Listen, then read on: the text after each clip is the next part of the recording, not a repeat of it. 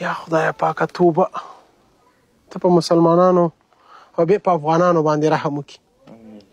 د کور 11 تنه شهیدان ترور یې د کونړ نه راغلی مرګ یې دلته و. د دې کوټې خره خاورې پرې واوښتلې. ورور مې دغه کور ته کې ووت څوک نه موبایل کار کوي چې هم کار نه کوو همدا چغې وهلې ما وباسئ ما وباسئ زه ژوندی یم.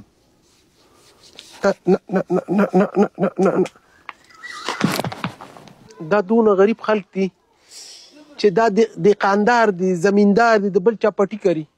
دا موږ ته د ځمکې مالک دا ځای راکړی دی او د خټو کوډلو کې اوسېږو. د غریبۍ داسې کوډلې وي چې هغه هم پرې چپه شولې. جاړې به نه څه چې ستا رضا ده ربه زما قبوله ده. موږ ستاسو په غم کې شریک یو ټول افغانان شریک دي. ما ته ټول همدا وایي صبر کوه کم یو درته ونیسم او کم یو د صبر وکړم.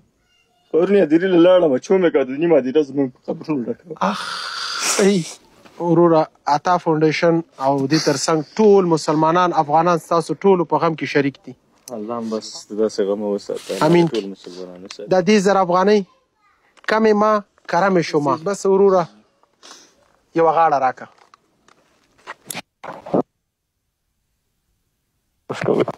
ټولو دپاره راکړه. جاړې به نه چې شهیدانو ته نور هم عذاب په دې باندې جوړېږي. صحیح ده. هر څوک راته همدا وایي جاړې به نه خو څنګه بس بس بس بس